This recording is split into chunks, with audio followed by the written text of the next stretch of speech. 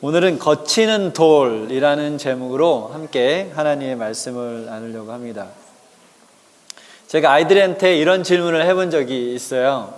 만약 부모님이 너희들이 갖고 있는 거나 갖고 있는 것을 빼앗아 가든지 아니면 너희가 하고 싶은 것을 못하게 하면 정말로 엉엉 울어버릴 게 있다면 어떤 것이 있겠느냐 하고 물어보니까 아이들 대답이 참 재밌었어요. 이제 그 중에 아이들이 많이 대답했던 것 중에 하나가 뭐였냐면 부모님이 어디 데려가겠다고 약속하고 안 데려갔을 때, 네, 그때가 아이들이 굉장히 좌절감을 많이 느낀다고 하더라고요. 그렇다면 제가 어른들에게도 한번 질문을 해볼게요. 여러분 삶 속에서 여러분이 소유하고 있는 것이다, 지금 여러분이 하고 있는 것을 더 이상 소유하지 못하거나 할 수 없다면 여러분을 완전히 좌절시킬 수 있는 게 무엇이 있을까? 그런 게 있을까요? 정말 이것이 내 삶 속에서 taken away, 그래서 없어져 버린다면, 빼앗겨 버린다면 정말 좌절하고 더 이상 살기 힘들 만큼 그런 것이 있다면 어떤 것이 있을까? 네, 사람마다 다를 거예요. 그렇죠? 사람마다 다른데 그것들 중에 우리가 세 가지로 나눌 수 있어요. 하나는 여기 뭐라고 돼 있어요? 1차적인 문제. 1차적인 문제는 그러니까 primary matters. 그래서 내가 목숨을 걸고 이거는 지키는 거죠. 내가 어떤 일에서 나는 이것을 해야 돼. 이것을 소유해야만 해. 이것을 해야만 해 하는 것들이 있고, 두 번째는 좀 아쉽긴 하지만 그냥 없어져도 그냥 저냥 살 수 있는 것들이 있고, 세 번째는 있든 없든 별 상관이 없이 내 관심 밖에 있는 것들이 있습니다. 그런데 여기서 중요한 사실이 뭐냐면 사람마다 이것이 똑같을까요? 다를까요? 다르다는 거죠. 한 사람에게는 정말 목숨을 걸 만한 문제인데 다른 사람에게는 아무런 관심이 없는 대상일 수 있다라는 것이죠. 이것을 좀 덜 심각하게 한번 생각해 볼게요. 제가 좋아하는 운동이 많잖아요. 그렇죠? 달리기도 좋아하고 자전거도 좋아하고 그리고 수영도 좋아하고 또 캠핑도 좋아하고 악기를 부는 것도 좋아하고 하는데, 이 중에 만약에 제가 한 가지만을 선택해야 된다면 저는 달리기를 선택할 거예요. 다른 것들은 상황에 따라서 해도 되고 안 해도 되는데 제가 달리기는 다른 이런 것들을 포기하더라도 달리기는 계속 하고 싶은 거죠. 그런데 제가 이 이야기를 하고 있을 때 여러분 중 어떤 분은 왜 달려? 그렇죠? 왜 뛰어? 걸어 다니지? 집에서 쉬지? 이런 생각을 하시는 분도 계실 수 있다는 거죠. 그렇죠? 이렇게 사람들마다 생각이 좀 다릅니다. 제가 이제 목회 23년을 하면서 이 수염을 기른 적이 몇 번 있었어요. 여기 이제 수염을 기른 몇 번 있었는데 그때마다 이렇게 흥미로운 것은 이제 교인들의 의견이 나뉘죠. 어떤 분들은 보기 좋다, 어떤 분들은 보기 싫다, 어떤 분들은 목사가 면도를 해야 된다, 어떤 분들은 목사가 면도를 안 해도 된다. 근데 여러분 아시나요? 한참 안 넘겼네. 이 조선시대에 이제 선비들, 상류층 사람들은 면도를 했을까, 안 했을까요? 네, 좀 다듬긴 했지만 이렇게 완전히 깨끗하게 하는 건 안 했어요. 그쵸? 그리고 어쩌면 이 완전히 면도를 다 하는 것이 수치스러울 수도 있었을 거예요. 그렇죠? 제가 그분들 만나서 이야기해보지 못했지만 뭔지 알겠죠? 그렇죠? 네, 사람마다 시대마다 중요하게 생각하고 맞다 하고 틀리다 하는 이런 모든 것들이 사실은 알고 보면 그런 문제가 아닐 수 있다라는 거죠. 그런데 우리 이제 그리스도인들도 이런 2차적인 문제를 가지고 논쟁하고 교회가 분열되는 일들이 있습니까? 없습니까? 굉장히 많죠. 어느 대륙을 막론하고 사람들이 모인 곳에서는 그것이 교회든 교회가 아니든 가장 중요한 primary matter가 아닌 secondary matter, 별로 중요하지 않은 2차적인 문제로 인해서 그 공동체가 분열되고 깨지는 일은 굉장히 흔한 일입니다. 그리고 저희 교회도 역시 우리 재림교회도 이런 일들이 일어났죠. 안타깝지만. 그렇다면 사도 바울 시대는 어땠을까요? 뭐 예외가 없었어요. 사도 바울 시대도 예외가 없었는데 지금 로마서 14장을 보면 그 두 가지 문제가 거기에 언급되고 있습니다. 하나는 음식에 관한 것이에요. 그래서 어떤 사람들은 채소만 먹어요. 그러니까 이 연약한 사람들은 채소만 먹는다고 그래요. 그리고 그렇지 않은 사람들은 채소도 먹고 고기도 먹고. 그런데 우리가 고린도에도 이런 문제들이 있었죠. 그렇죠? 고린도에도 이런 문제가 있었는데 고린도 교회에도 거기 고린도 교회는 문제가 뭐였습니까? 시중에 나와 있는 대부분의 그 유통되는 고기들이 다 그 우상 신전에서 제사에 사용했던 것이 시장에 유통이 됐어요. 그래서 이게 지금 제물을 드렸던 고기인지 아닌지 알 수 있는 방법이 없기 때문에 그것으로 인해서 교인들 간의 분열이나 논쟁이 있었죠. 근데 이 로마에도 똑같은 일이었는지 아니었는지는 우리는 알 방법은 없어요. 어쨌든 그 로마 교회에도 무슨 문제가 있었냐면 어떤 사람들은 채식을 하고 어떤 사람들은 육식도 같이 했는데 그것이 교회의 분열을 일으킨 요소가 됐다라는 것이고 그것이 더 큰 문제가 뭐냐면 그때는 교회가 이런 건물이 없었어요. 그럼 어디에 모였을까요? 집에 모였죠. 근데 이 중동 지역의 그 문화를 생각해 보면 집에 누가 사람이 오면 뭘 대접하나요? 네, 음식을 대접하죠. 근데 채식만 먹는 사람이 거기에 갔는데 모여 있을 거 아니에요. 그렇죠? 근데 음식이 뭐가 나와요? 고기가 나와요. 어쩌면 기분 나빠하고 고기만 싹 차려놨을 수도 있죠. 그렇죠? 문제가 안 생길 수가 없겠죠. 그렇죠? 어떤 사람은 고기를 안 먹는데 고기만 나와 있어. 저 사람은 왜 고기를 먹지? 저 사람은 왜 채소만 먹지? 이런 문제들이 있었어요. 두 번째 문제는 뭐냐면 어떤 날들이 다른 날보다 더 좋다. 어떤 날은 더 안 좋다라는 거였죠. 근데 우리가 이 신약의 흐름을 보면 이 어떤 날이 좋다 안 좋다는 금식에 관한 것임을 우리가 예상해 볼 수 있습니다. 그래서 어떤 사람들은 예를 들면 화요일과 금요일에 금식하는 게 더 좋다고 생각하고 어떤 사람들은 수요일과 목요일에 금식하는 게 더 좋다고 생각하고 그래서 서로 어느 날이 더 좋고 어느 날이 더 거룩하다고 하는 것이 교회 안에 논쟁거리가 됐습니다. 근데 이 로마서 14장 우리가 다시 한번 되새겨 보면 알겠지만 이 두 가지 문제에 대해서 바울이 어떤 결론을 내립니까? 채소만 먹어라, 고기도 먹어라, 월요일과 목요일날 금식하는 게 좋다 이런 결론을 내려주나요? 아니죠. 바울이 내린 결론은 뭐냐면 너희들이 먹는 거 갖고 싸우지 이 날이 좋다 저 날이 좋다 싸우고 있지 그런 거 다 중요한 문제들 아니야. 그런 거 다 2차적인 문제들이야 라는 것이 바울의 결론입니다. 그렇다면 2차적인 문제 secondary matters 이게 뭘까? 어떤 것일까요? 2차적인 문제는 뭐냐면 첫째로 하나님의 법을 어기는 것이 아니면 그 모든 다른 것들은 뭡니까?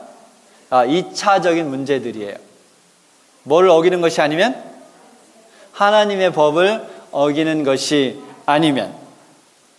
두 번째는 2차적인 문제는 대부분 개인적인 선호도나 아니면 문화적인 세팅, 그렇죠? 문화적인 세팅, 아니면 개인의 신념 이러한 것들이에요.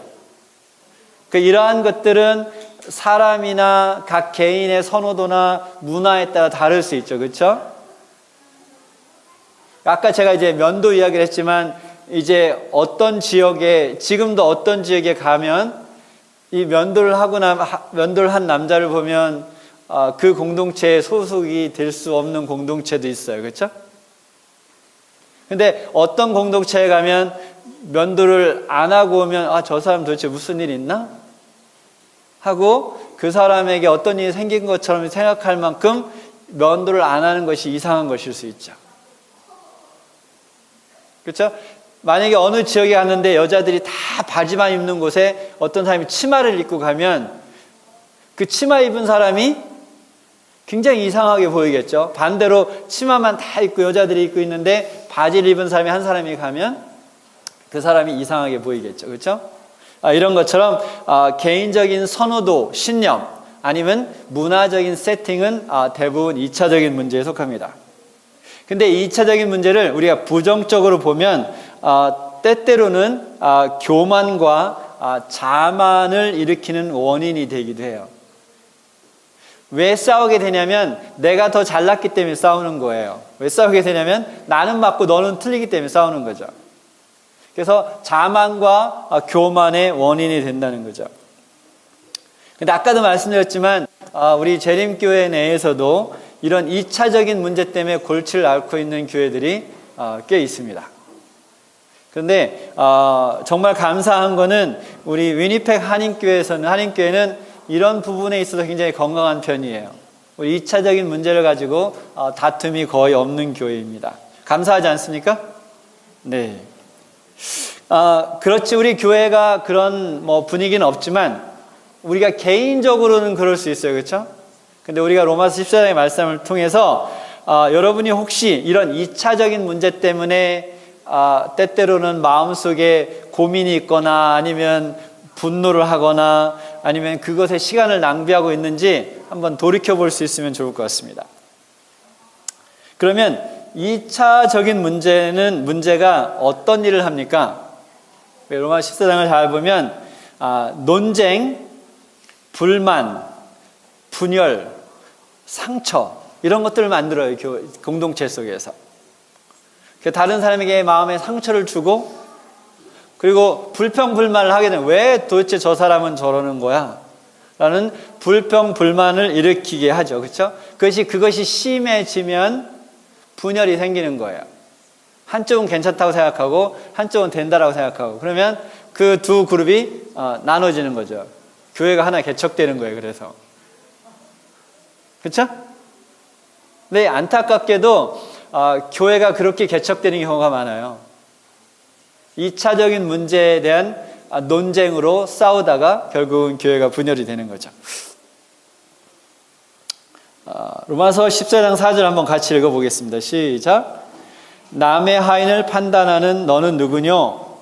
그 섰는 것이나 넘어지는 것이 제 주인에게 있음에 저가 세움을 받으리니 이는 저를 세우시는 권능이 주께 있습니다. 여기 남이 누굽니까? 남의 하인이라 그래요. 남이 누구예요? 나 아닌 다른 사람일 수도 있지만 이 문맥상에서 보면 하나님이죠. 예수 그리스도를 영접하고 침례를 받은 사람들은 다 누구의 종입니까? 네? 네, 고맙습니다. 하나님의 종이에요. 그렇죠? 그러면 죄송합니다. 제가 놈을 붙여서 우리는 다 그럼 뭐예요? 종놈, 종이잖아요. 그렇죠? 아니에요? 네, 싫으셔도 어쩔 수 없습니다. 예, 그런데 여기에 보니까 나도 하인이고 너도 하인인데 네가 어떻게 주님의 주의 종을 갖다가 네가 어떻게 판단하니? 라는 거죠. 왜냐하면 이는 저를 세우시는 권능이 주께 있습니다 라고 했어요. 근데 이 성경절은 우리가 적어도 3가지 교훈을 얻을 수 있습니다. 첫 번째가 뭡니까? 우리는 다 하나님의 종이기 때문에 종이 다른 종을 정죄할 자격이 있습니까? 없습니까? 없어요. 한 교인이 다른 교인을 정죄할 자격이 없어요. 권한도 없고. 이것은 누구의 일입니까? 하나님의 일이에요. 이것을 사람이 하면 내가 하나님의 일을 하는 거죠. 그렇죠? 두 번째, 이것이 법에 관한 문제라면 하나님과 그 종과의 사이의 문제지 나와의 문제는 아니다라는 거죠. 내 제3자가 거기에 끼어들 문제가 아니라는 거죠. 그러니까 김덕수가 뭘 잘못했으면 이것은 김덕수와 하나님 사이의 문제지 제사하는 사람들이 손가락질며 저놈 왜 저래? 라고 할 문제는 아니다라는 거고, 세 번째, 여러분이 이 말씀을 좀 잘 들으셨으면 좋겠어요. 2차적인 문제, secondary matter에서는 우리가 어떻게 살든지 하나님께서는 별로 관여하지 않으신다는 거예요. It's okay. 이해하셨어요? 하나님이 보시기에 내가 면도를 하든지 안 하든지 머리를 뒤에 묶든지 안 묶든지 머리를 길르든지 자르든지 삭발을 하든지 치마를 입든지 바지를 입든지 뭐 그런 거 가지고 하나님께서는 It's okay. 마음대로 해. 이해하셨어요? 영어로 되어 있는데 우리 그 앤드루스 바이블 커멘터리가 있어요. 굉장히 좋은 이렇게 2권으로 되어 있는데 영어가 조금 익숙하신 분들은 구입해서 성경 공부할 때 같이 보시면 참 좋을 것 같아요. 거기에 보면 God has not given one servant in his household the task of passing judgment on another servant. 그렇죠? 그래서 그 하나님의 집 안에서 하나님께서 한 하인에게 다른 하인을 정죄할 수 있는 권한을 주지 않았다 라고 되어 있어요. 그래서 아까 말씀드린 것이 이것은 우리의 몫이 아니다 라고 되어 있습니다. 근데 여러분 이게 굉장히 심각한 문제예요 사실은. 그래서 로마서 15장 15절에 보면 다시 같이 읽어볼까요? 시작. 그리스도께서 대신하여 죽으신 형제를 내 식물로 많게 하지 말라. 무슨 말인지 이해되셨나요? 만약에 우리 제임스 건 목사님이 채식을 해요. 근데 내가 도대체 왜 고기를 안 먹어? 하면서 계속해서 제임스 건 목사님에게 제가 시험을 들게 하고 그래서 제임스 건 목사님이 그것으로 인해서 시험을 받으면 제가 무슨 일을 한 거예요? 하나님께서 예수 그리스도의 피를 통해서 구원하신 제임스 건 목사님을 구원을 못 받도록 많게 한다는 것이 그거, 그렇죠? 구원을 못 받도록 만들었다는 거예요. 뭐로? 먹는 문제로. 이 말은 덜 중요한 문제, 2차적인 문제로 다른 사람을 실족하게 하는 것은 그만큼 위험한 거라는 거죠. 그리고 우리가 그런 일을 했을 때 우리는 그것에 대한 나중에 하나님의 법정 앞에 섰을 때 그 문제를 하나님께서 다루신다는 거예요. 내가 먹는 것 때문에 이 사람을 넘어지게 했어. 2차적인 문제, 중요하지 않은 문제로 이 사람을 예수 그리스도에 떠나게 만들었다는 거죠. 심각합니까? 심각한가요? 네, 심각하고 우리는 하나님의 법정 앞에 섰을 때 그 책임을 져야 될 거예요. 내가 말하고 행동한 것 때문에 다른 사람들이 실족했다면 거기에 대해서 책임을 져야 된다는 거죠. 그렇다면 여기서 끝나면 안 돼요. 그렇죠? 그러면 2차적인 문제에 대해서 정죄하는 대신 우리가 할 수 있는 일이 무엇이 있을까요? 14장 1절 한번 읽어볼까요? 같이 시작. 믿음이 연약한 자를 너희가 받되 그의 의심하는 바를 비판하지 말라. 받되라는 말은 용납하고 인정하는 겁니다. 여러분 성숙, 그렇죠? 성숙, mature. 성숙이 뭡니까? 뭐 여러 가지 우리가 해석을 할 수 있지만 오늘 이 설교의 이 문맥성에서 보면 성숙이라는 것이 뭐냐면 나와 다른 사람을 인정하고 용납하는 것이 성숙한 사람이 하는 일입니다. 근데 우리는 대부분 내가 갖고 있는 개념과 문화 속에서 다른 사람들을 판단하죠. 만약에 오늘 우리가 끝나고 점심을 맛있게 먹을 거잖아요.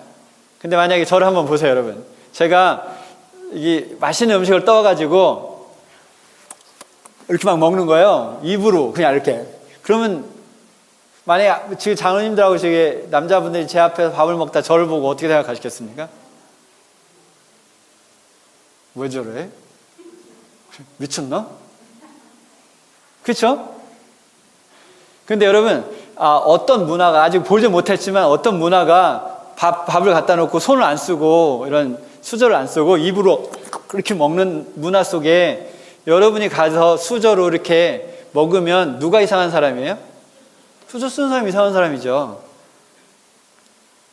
근데 내가 수저를 쓰고 이렇게 먹는 문화에 가서 그 사람들을 보고 내가 편안하게 그 사람들을 봐줄 수 있는 것이 성숙한 거예요. 내가 치마를 입고 교회를 왔는데 어떤 사람이 바지를 입고 교회에 와도 그 바지를 입은 모습이 아름답게 보일 수 있는 것이 성숙한 거라는 거죠. 식당에 갔는데 우리는 로마서 14장과 좀 반대죠. 그렇죠? 어떤 사람이 고기를 잔뜩 싸놓고 먹어도 참 먹고 저거 먹고 건강하겠다라는 생각이 드는 것이 성숙한 거라는 거죠. 나와 생각과 개념과 문화가 다른 것을 자연스럽게 받아주고 인정해 줄 수 있는 것이 성숙한 사람의 모습입니다. 그래서 오히려 제가 우리 저쪽 등대교회 보면 이디오피아에서 오신 분들이 있는데 그분들은 손으로 밥 먹는 걸 굉장히 좋아해요. 제가 그래서 그분들 집에 가면 저도 같이 손으로 밥을 먹죠. 근데 저는 그게 맛있어요. 손으로 먹으면. 자꾸 먹어보니까 손으로 먹으면 더 맛있더라고요. 찹스틱은 2개님면 손가락은 5개잖아요. 굉장히 훨씬 더 유용합니다. 그 잡아서 요 위에 올려놓을 수도 있어. 손바닥에. 그렇죠? 스푼과 5개의 찹스틱. 생각을 다르게 하면 굉장히 기분 좋게 살 수 있어요. 근데 내 생각, 내 관념, 내 문화 속에 있으면 나도 힘들고 다른 사람도 힘들게 만든다는 거죠. 이것을 로마서 14장에서 이제 그런 것은 좀 그만해 이러는 거예요. 여러분, 사는 게 쉽지 않잖아요. 그렇죠? 사는 게 힘든데 이미 사는 힘들고 어려운 삶을 왜 더 힘들게 삽니까? 그죠? 그리고 왜 나만 힘들면 됐지 왜 다른 사람까지 힘들게 만드냐는 거죠. 그렇죠? 여러분, 제 말을 믿어보세요. 이 2차적인 문제에 자유로워지면 사는 게 그렇게 편할 수가 없어요. 여러분. 어딜 가서 누구를 만나도 재밌고 행복하고 좋아요. 근데 왜 저 사람은 왜 맨날 저렇게 있고 저 모양 저 꼴인가 갖고 머릿속에 그렇게 생각하면 누가 괴로워요? 내가 괴로운 거죠. 그렇죠? 내가 괴로운 거죠. 근데 그것을 표현하면 그 사람에게 상처 주는 거고. 그냥 잘 살면 되는데 왜 그 쓸데없는 거 가지고 이야기해서 상처 주고 사이 벌어지고 싸우냐는 거죠. 여러분, 오늘 이 시간 이 2차적인 문제에서 자유를 선포할 수 있게 되길 바랍니다. 여러분, 영적인 문제도 마찬가지예요. 2차적인 문제에 여러분들이 관심을 갖고 있으면 가장 중요한 것에 시간을 쓰들 시간이 없어요. 두 번째는 개념의 변화, 태도의 변화입니다. 로마서 14장 6절 같이 읽어보겠습니다. 시작. 중히 여기는 자도 주를 위하여 중히 여기고 먹는 자도 주를 위하여 먹으니 이는 하나님께 감사함이요 먹지 않는 자도 주를 위하여 먹지 아니하며 하나님께 감사하느니라. 무슨 말입니까? 먹어도 안 먹어도 누구를 위해서 하라고요? 주를 위해서 하라고. 이것이 내가 먹고 안 먹는 것을 다른 사람에게 보여주거나 다른 사람하고 비교하기 위해서 하는 것이 아니라 누구를 위해서? 주를 위해서 하라는 거죠. 무엇을 하든 안 하든 누구를 위해서 하라고요? 주를 위해서 하라는 거죠. 무엇을 하기 위해 하는 것이 아니라 남에게 보여주고 비교하고 판단하기 위해서 하는 것이 아니라. 이렇게 태도를 바꾸라는 거예요. 이렇게 개념을 바꾸라는 거죠. 그래서 자기 양심대로, 자기 깨달음대로 열심히 살고 하나님께 감사하며 살면 되는 거죠. 왜 나는 이렇게 사는데 쟤는 저렇게 살아? 이때부터 인생이 피곤해지기 시작하는 거예요. 그리고 좀 아까 말씀드렸잖아요. 왜 자기만 피곤하고 자기 인생만 힘들면 되지 왜 다른 사람 인생까지 피곤하고 힘들게 만드는 거죠. 그리고 그것은 상처를 주고 분열을 일으키는 요소밖에 될 수 없다는 것입니다. 세 번째는 우리가 이제 좀 더 높은 영적인 성숙들을 요구합니다. 로마서 14장 15절 한번 읽어보겠습니다. 시작. 만일 식물을 인하여 내 형제가 근심하게 되면 이는 내가 사랑으로 행치 아니함이라. 무슨 말입니까?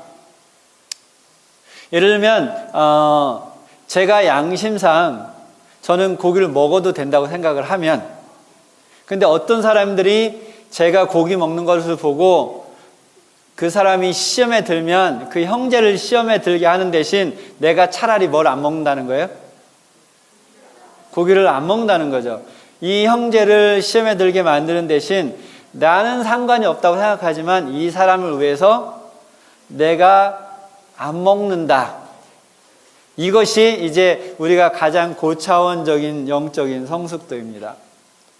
그러니까 내 양심상 전혀 거스르지 않고 어쩌면 내가 좋아하는 것이라고 할지라도 나의 행동이나 나의 생각이 나의 어떤 말이나 이런 것들이 다른 사람에게 상처를 주고 그 사람을 실족하게 한다면 그 영혼을 위해서 내가 하고 싶은 것조차도 하지 않을 수 있는 단계, 그 단계에 올라가면 그것이 가장 높은 단계일 수 있습니다.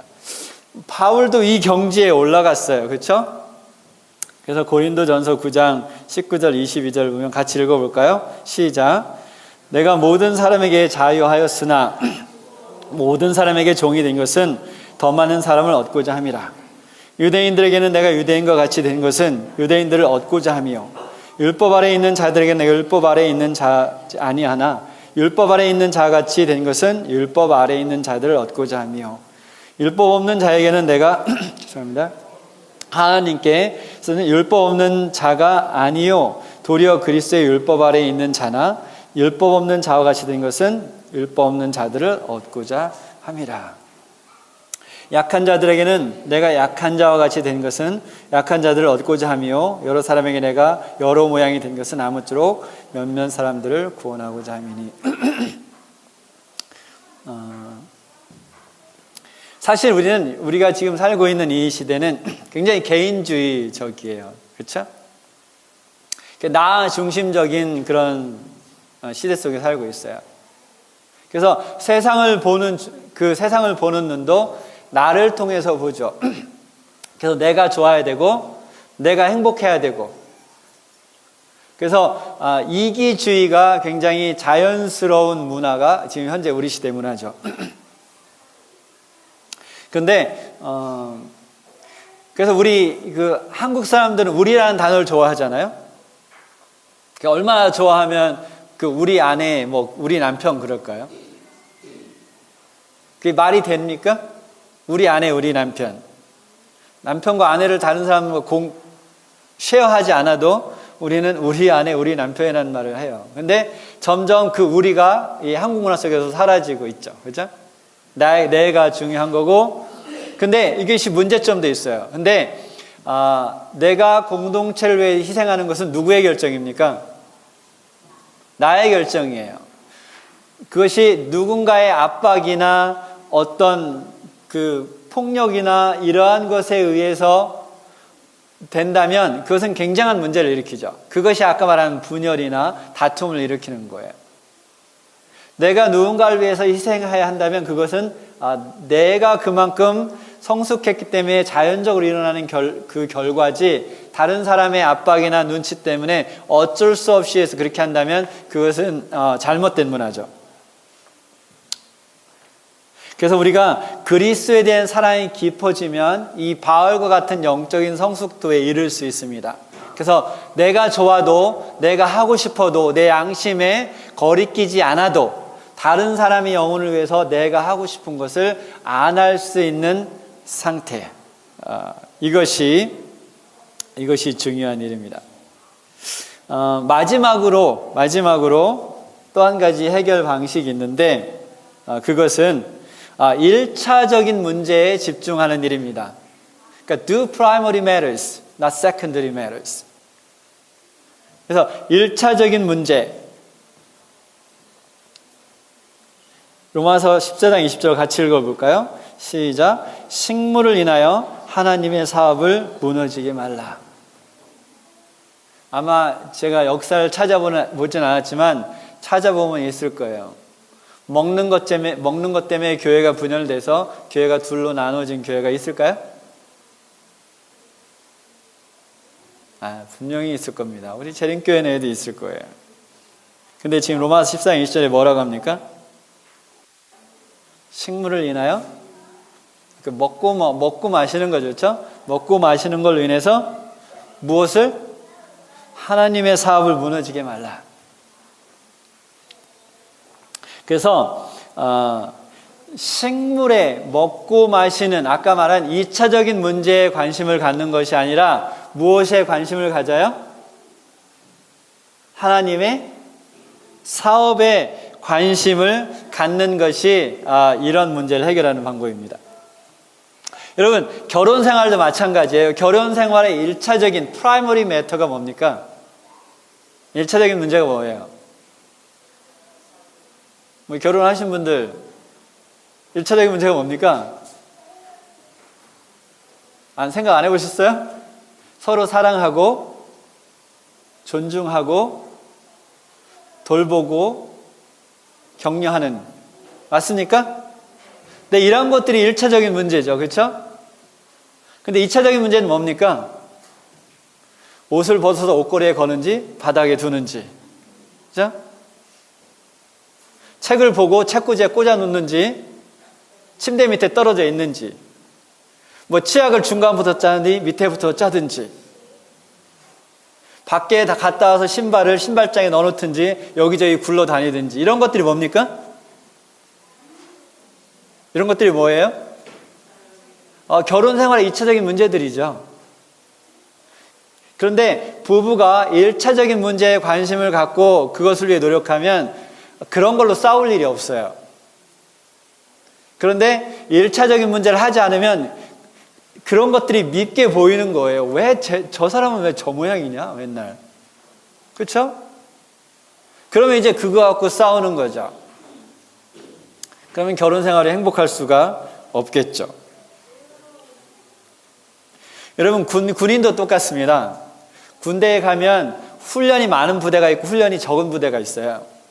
군인의 목적은 뭡니까? 군인이 왜 있어요? 한 나라를 지키기 위해 있는 거죠. 한 나라를 잘 지키려면 뭐를 열심히 받아야 됩니까? 훈련을 열심히 받아서 어떤 때 전쟁이 나더라도 그것에 대비할 수 있는 능력을 위해 훈련을 해야 되는데, 안타깝게도 어떤 부대는 훈련을 하는 부대가 있고 어떤 부대는 훈련을 안 하는 부대들이 있어요.